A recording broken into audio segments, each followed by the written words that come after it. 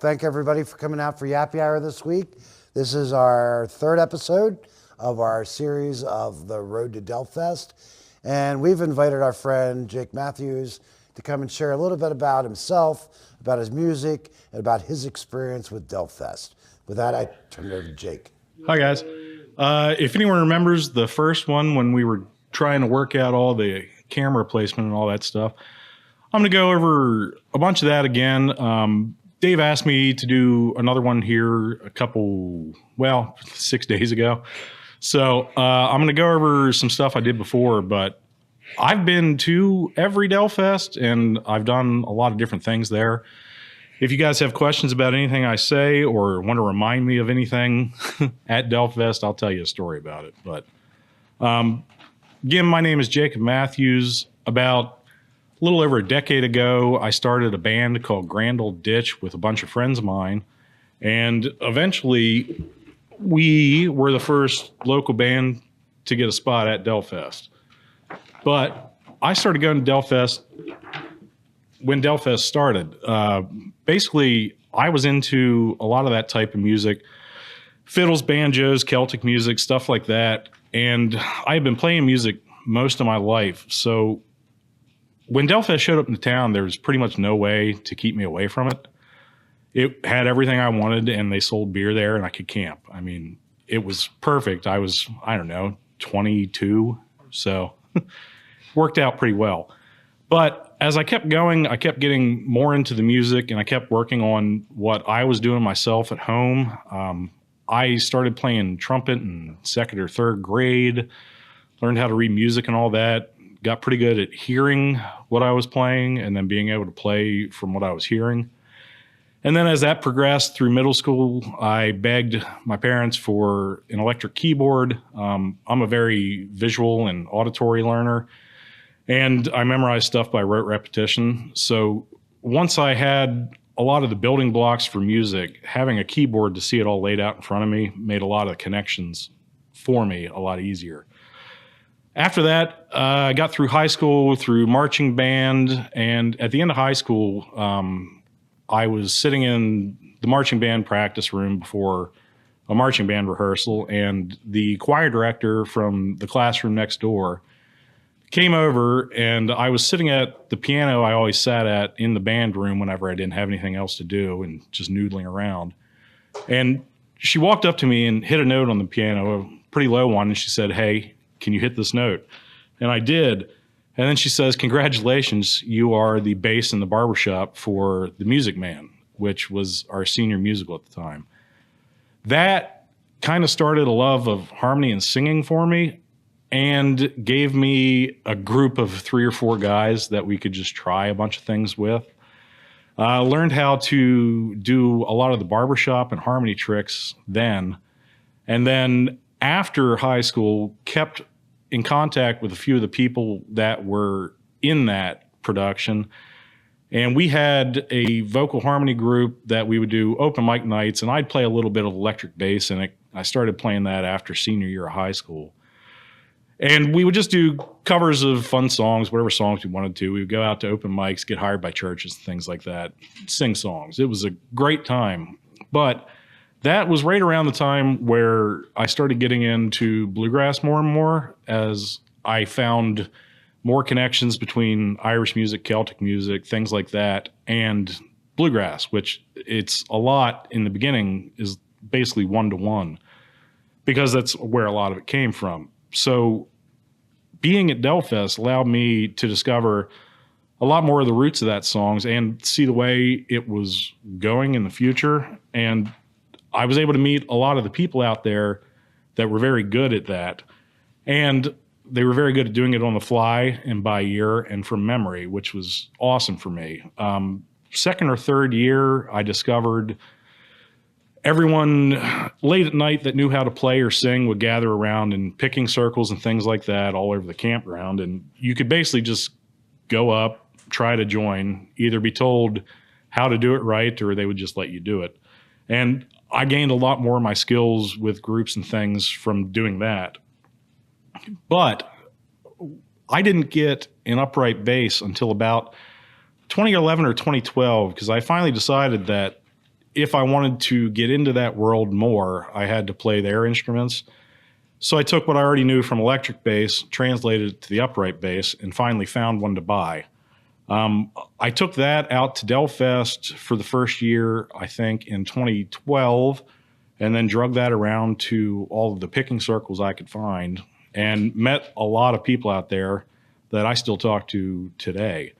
A lot of those people ended up in my band, or people we performed with, or people that went on to be in their own bands or do many other things in music. But that was what gave me the idea to start taking some of those local people and to gather them into my living room for a more formal weekly kind of picking circle. And from there, it grew into a band. There was one practice one night where we were working on a version of a song. And when we finally got the test recording down, we played it back, and then we realized we needed to start booking actual shows. That would have been 2012 or 2013. I'm bad at numbers and dates, so if anyone knows the actual ones, feel free to tell me. But once we decided to start booking out, we got a couple shows booked, and then we started applying to festivals and things around the area. Delfest for a while had an up-and-coming band competition or something like that. I forget what they were calling it. We entered a couple times, but didn't make it or weren't ready yet, something like that. But we just got an offer the year they were doing the 2015 Delfest. We just got a straight-up offer to come play. So we didn't have to do competitions or any of that, although we had in the past. And then we played at Delfest pretty much every year we were a band, even after I wasn't. So I don't know, it was pretty successful from a handful of guys in my living room and a guy that just wanted to sing and play bass. But that opened up a lot of worlds to us. We played all over the East Coast with a lot of people you probably know as famous now. We've shared the billing with the Kitchen Dwellers. They're friends of ours and friends of mine. In 2015, the first year we played Delfest was also the first year that Billy Strings and Don Julian played Delfest. I was able to meet them in the woods and backstage and talk to them, and I kept seeing them around different festivals for years. After the band fell apart and I got an RV, I kept traveling to festivals and doing anything I could to get backstage and to see the rest of the music industry that I had seen from the stage from everywhere else, and to follow these people around the country. But I never imagined that getting a handful of people together in my living room would end up with me having pictures on stage with people like Peter Rowan or the entire Traveling McCourys or Del McCoury himself. And that was probably the greatest thing that Delfest did for me. These days, last couple of years, I haven't been playing a lot. Issues in my personal life have kept me from that. But I have kept up with the music and the listening and the trying to sing with it and all that. Eventually, I'd like to get back into it. But right now, for Delfest, I, along with a lot of other people, including Darren Jones and more than I can name, we started years ago what is Del's Army. It was an idea that Del and them came to us about. We had already had a protest group for the issue with the liquor board, and we had 1,344 members in that group when the liquor board decided to relent. Again, details of that have gone 10, 15 years, but they asked us to start doing a food drive at Delfest. So for the last bunch of years, I think we're on 12th or 13th one now, we have run a food donation drive at Delfest for the local Allegheny County Food Bank. And every year we get a couple tons of donations and several $1,000s we raise through silent auctions and T-shirt sales and all that. But each year I've designed the charity T-shirt we sell for there and help set it all up and help run that. But a lot of the people on that crew do a lot more work than me. But being there and having the connections, I was able to really help get a lot of that stuff in with them and to do some of the promotions and things. And a lot of them really carry the work of it, but it's something nice to do every year to kind of give back to the community and to give back to Delfest as itself. But all of the things I've done at Delfest, I have 1,000 stories, but I've been to all of them. I started going to the first one. I bought a ticket for one day. For the second one, I bought a ticket for a day and overstayed it.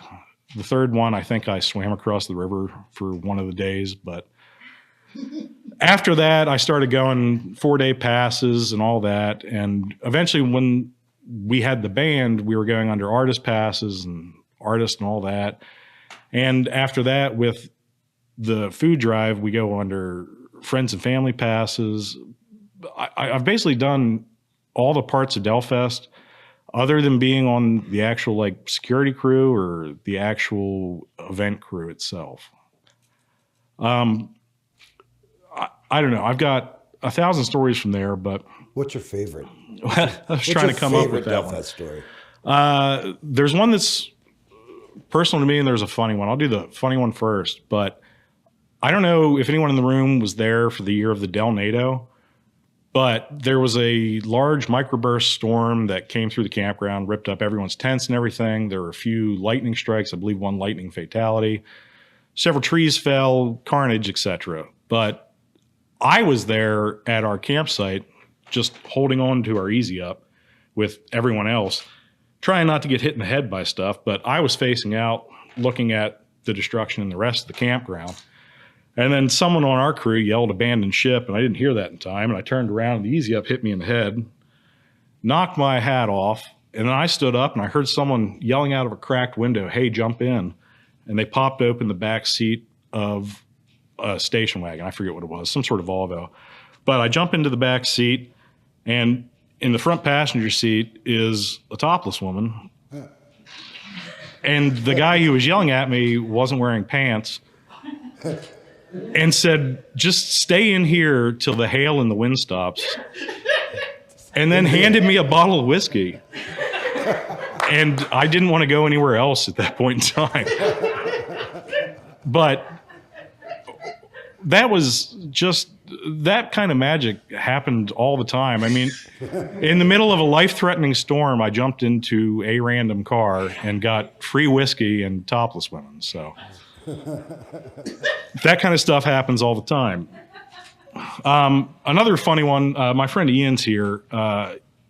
When I had the RV, and this is after the band, it basically always rains at Delfest. You have to prepare for basically all weather situations. And I've been telling people for 14 years to wear boots to Delfest because there will be mud, there will be water. You're probably going to break an ankle, but it's worth it because you get to do things like every time it rained and I had the RV, he would meet me at the RV and we would cook just hot dogs on the grill in the rain and play probably the loudest gangster rap Delfest has ever heard. Yeah, Glizzy's in the Drizzly, he called it. But that was always a fun moment because then people come over to see who's listening to 3-6 Mafia at Delfest, and then you hand them a hot dog, and then you have friends, especially in the rain. But a couple years later, this is after I had the band, but I had the RV, so I wasn't in the band anymore. I was talking to the Kitchen Dwellers. I was talking to their bass player. And I said, "Hey, do you guys want to come back to the RV? I got all the instruments. I got my bass out. And then I think we're going to meet up with this guy named Royal from the Billy crew." So we all go back to the RV, and we're all standing around. We're all holding instruments. We're going to ostensibly pick at some point. But I handed Royal my bass and said, "Here, why don't you warm this thing up for me?" And then I went and got beers for the rest of everyone that was there. And then 22 minutes later, all of us had just sat and watched Royal play my bass because none of us wanted to interrupt him. And for anyone that isn't aware, Royal Mossad is Billy String's bass player now and was then. But back then, he was just another guy on the festival circuit that was doing really well and wanted to come back for a beer and a pick. But I don't know. There's been so many other things that happened out there. It's hard to pinpoint any of them. I've met some of the best friends I've ever had out there. I've met people I've traveled all over the world with out there. It's just a place where like-minded folk can meet. And then every year you have an anniversary at your favorite place. One of the years we had just finished putting out one of our albums, and we were given a mid-afternoon indoor set. So we took that and asked if we could market that as our CD release party or album release party. And the McCourys went ahead and let us. And not only that, they told us they'd find a couple of them that would sit in for us and join us on stage. So we got to teach Ronnie part of one of our songs that he joined in with, and he hung out and was just great on the rest. And we got Sierra Hall up there on it for one of those sets. But I have pictures from the stage and pictures from the audience of that. And the whole place was packed, but still being able to look back and see myself on stage with a packed house is awesome. One of the times we did a Potomac stage set, this was again after one of the first albums we did, but you know, having all the local fans there packed up in front of the stage out in the middle of the day, I believe it was Charlie McCord that smuggled in all of the confetti blasters. And he had it timed with everyone that he gave a confetti blaster to blast it all in the center of our set. And then our photographer friends were able to capture all of us on stage staring up at the confetti as it fell. And then there's a huge crowd behind it too. That was always an awesome feeling when stuff like that would happen. Things we didn't have to plan or I didn't have to coordinate. There's been shows in other places where we've had fireworks accompaniment to it. In the years before the band, I worked for a pyrotechnics company and got licensed and did that for a while, which probably should have done after music because I damaged my ears pretty well. But having the opportunity in some places in West Virginia to throw a fireworks show behind your band was also awesome. And I have pictures of that. That's just great.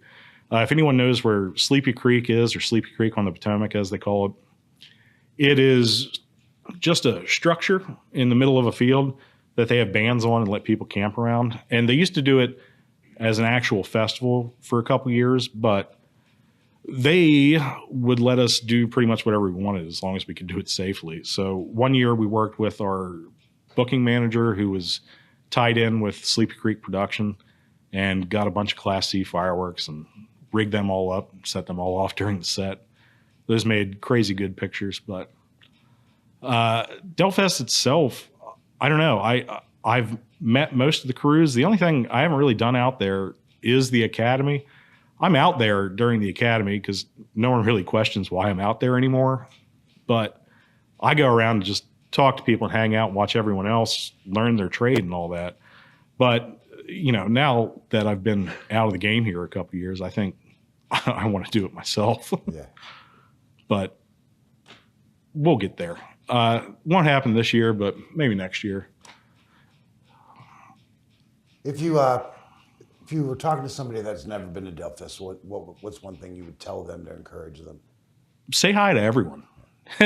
You'll never know who's going to be the coolest person you meet, and especially if you're new to Delfest, you're never going to know if it's someone famous or someone in a band or someone that might give you a free beer. I don't know. Just say hi to everyone. Try to be friendly. You'll meet more of the cool people out there or at any festival than you'll generally meet anywhere else because it's one of the few places where people self-select to come to and be kind and enjoy themselves, and that's kind of hard to find. If you play an instrument, bring your old one, have extra strings. Wear boots. You will be wet. You'll be outside. Your instrument will be wet and outside unless you protect it very closely. I didn't, but also, if you get the chance, camp out there, stay out there. A lot of the cool stuff happens at night. That's not true most places, but there it is, especially late night shows. And then the picking after the late night shows is just stellar. You're going to be up till sunrise, but it's worth it. I don't know. Any other thing you can think about first time at Delfest? You've been there a bunch as well. I mean, pretty much that. I mean, Yeah. meet everybody. That don't meet a stranger. I mean, everybody, doesn't matter who they are. If you're in a line for a hot dog or for a piece of pizza, the Yeah. person beside you has a story that they want to share with you. You know? Yeah, and you never know where that story might end up. Every once in a while, you talk to the right person, you find out about a secret set somewhere that one of the bands you want to see might be being paid to play at a campsite for an hour to select guests and neighbors. But that stuff happens all the time at festivals like Delfest, and I've seen it happen at Delfest a few times. If you can get an RV, that'll be the most comfortable way to stay out there. Rent one, bum one, stay in someone else's. But it's always been a good time, even the times that weren't good times. I mean, I still got memories out of the Del NATO, and now I have a cultural touchstone with everyone else that was out there at the time. Any other questions about any other years? Anyone out there have a story? I'll tell you my perspective of it. Or questions of any kind. Anybody has one? There's the mic. Yeah, mic's right there.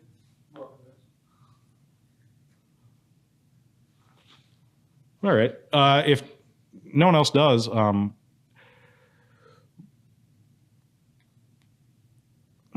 seeing if I can think of any other good stories about out there. I don't know. There's always been the stories where you get to see artists in their natural habitat. One of the early years I went out there, I believe it was one of the first years they did late night shows. I was still a cigarette smoker back then, but I didn't have any money, so I was trying to bum them off people. I was walking around the backside of the late night building, and I still didn't really know names and faces of who anyone was. And I walked up to a guy that was standing outside the back entrance. I saw him light up a cigarette. I said, "Hey, man, can I give you $1 for that one?" And he goes, "Yeah, here, sure." And we sat there and talked about singing and bluegrass and stuff for a while. And he goes, "Well, okay, I got to get in there and get on stage." And then I realized it was Rob McCory. Yeah. But just the amount of times that can happen out there is just wild. I mean, some of the bands I know less well that I've met out there have been situations like that. I've come back to artist camping, and then they're, unbeknownst to me at the time, was Brothers Comatose drinking warm Jaeger out of a trunk of a car. And they were just camping near us. So I go, well, they must be artists of some sort. I don't know. I've gone to most of the late nights. I've missed probably 1 or 2 a year. There was the one Billy Strings did in 2019 I still listen to. He just kept going and played till 4 or 5 in the morning. Had every guest in the world come up there. I consider that my favorite late night. There's been so many more. I mean, especially on Sunday nights, whenever the McCorys get everyone out there, you'll have the Traveling McCorys next to Jeff Austin and Larry Keel and Sarah Hull and whoever else they can drag up there. But that is the kind of experience I've had, even being in the bluegrass bands and being at other festivals. Every once in a while, someone says, "Hey, come here and do this one with us," or they would take a member of your band, or you would be talking to them backstage and they'd say, "Hey, we can come out and do that part on that one with you." And that was always the magic of that. And from a kid that tried stuff by ear and by repetition, having people allow me to try things, especially at a place like Delfest, which was the first place I really experienced that, where you would just ask to join a picking circle and be told sure. And instead of people just telling you you were wrong, they would tell you how to do it righter or better and let you try again or let you try something else or show you exactly what you're doing wrong. And then everyone has a better time that way.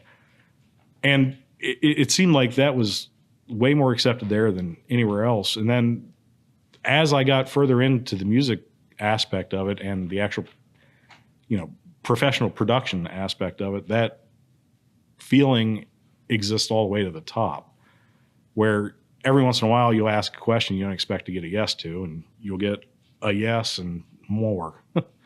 I told you earlier about playing for Peter Rowan, or with.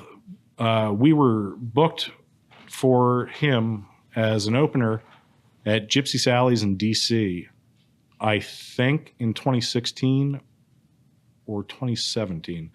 Might have been 2015. I'm terrible at dates and numbers, but it was the only time we played with Peter Rowan. But we showed up and we were backstage warming up, and we had decided to work on one of his songs just in case we got the opportunity to play with him. So we picked one off his reggae album because we didn't think anyone normally would pick that. So we learned Pulling the Devil by the Tail, and as we were sitting backstage at the green room, tuning up and warming up and all that, we were trying to wait and see how we'd approach Peter about it. But he came to the green room and was basically like, boys, I'm tired. I've been on the road forever and I'm old. How about I open and you guys play after, and then I'll just come out and play whatever you want with you in the middle. And we're like, yeah, okay, that'll work. How about Pulling the Devil by the Tail? He goes, oh, that's awesome. So we did that one on stage. And that was the first time anyone more famous or further up the hierarchy than me had said, hey, why don't you guys just take this one? I want to go home. But those opportunities keep happening. And to the production side of things, we as a band were able to get a lot of the opportunities we had because we put together a coherent package. We had tax forms filled out. We were an actual LLC. We had meetings. We had an accountant. We had a booking manager. We showed up to festivals with filled out tax forms ready to go. So it made hiring us easy compared to a lot of the other local bands. And that was something that I really wanted to do, and we really found good use out of, because we would show up basically ready to go, ready to get paid, ready to do everything. And I believe that got us a lot more opportunities from there. To close, what's your plans for music in the future? Well, right now, I'm trying to get my chops back up. I need to get my bass luthiered so I can play the upright. But the last 2 years, I've been mostly just playing my electric bass, relearning everything I can on piano, trying to write the half songs I've tried over the last 15 years, trying to finish them, and just trying to meet new musicians as I get back into there and get my chops up. So I keep coming to things like this, open mic nights, karaoke, anywhere I can go to find people. I'm not at the skill level I need to be to start another act, especially at that level again, but I hope to be eventually. Last couple of years, like I said, all I've been able to work on is my basic instrument stuff and a lot of my vocals. And last time I did one of these, we were still working out the kinks, and I wanted to do a whole crowd sing-along thing. We would have been able to do that with a crowd about this size if I threw in 2 ringers that knew how to harmonize. It's just a crowd trick about, I forget what the actual term's called, mass adoption, something like that, where you basically have 3 people in a room. One person doing a thing is just a person doing a thing. 2 people doing a thing together is weird, but once 3 people are doing a thing together, everyone will join. We didn't have enough to do that, but I still sang the song. If you guys would like, now that we have the recording and all that figured out, I'd like to sing that song again just as a solo, though. Sure. Go right ahead, yeah. All right.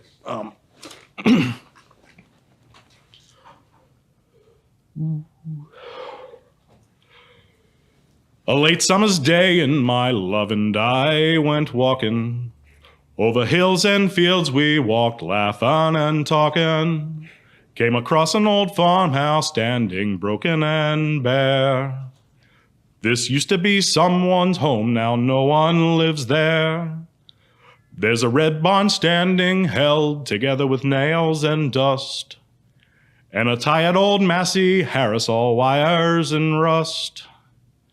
Weeds overgrown in a garden sown with care.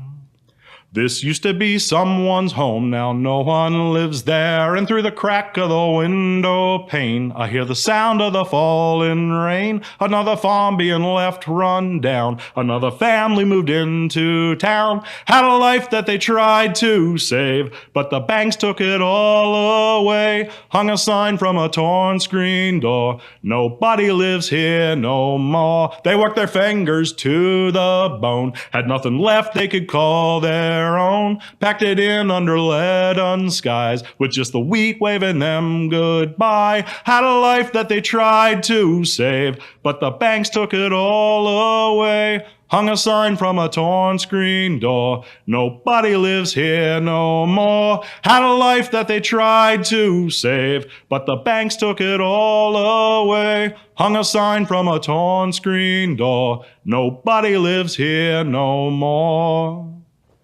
And that song, thanks. But that song was by a man named David Francie. It was written in 1999. He's a Scottish folk singer. I found that song way before I knew what its title was or what it was. I heard it when I was in high school. But it took me till 2017 to find out the name of that and to be able to start learning it. Because the Traveling McCoys released a song by David Francie off the same album Torn Screen Door was in 2017, if I have my date right. That song was Borderline. And when I was listening to it in my tent to figure out what that song was, if they had written it, who it was, etc., I found Torn Screen Door on that same album and then got obsessed with it. And over the last couple of years, it came to mean a lot more to me. So being able to do that and being able to still sing it pretty okay, I think, is one of the things I want to concentrate on in the future. I've never quite thought I had a lead singing voice. I enjoy singing harmony much more. I've got a pretty deep natural voice, so singing lead for me is something new, but something I'd like to try more. Cool. Anybody have any other questions? What are you most looking forward to for this year's Delfest? Delfest. The week before and during, basically all parts of it. Right now, I believe Friday night or Thursday night is the stacked late night with Kitchen Dwellers and everyone. Yeah. That is probably what I'm most excited for right now, but that's maybe 2 points above anything else there. So has anyone else in the room been to all the Delfests? All of them? No. Has anyone been to a bunch of them? Yeah, that's good. Yeah. But I'll see you all out there at all the rest of them. I plan on going as long as they have it, so hope that's a while. Oh, absolutely. Anybody else?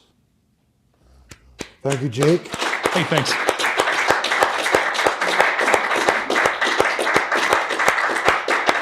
And please come back next week when we'll have Brianna Merkel here at Yappy Hour, 4:30.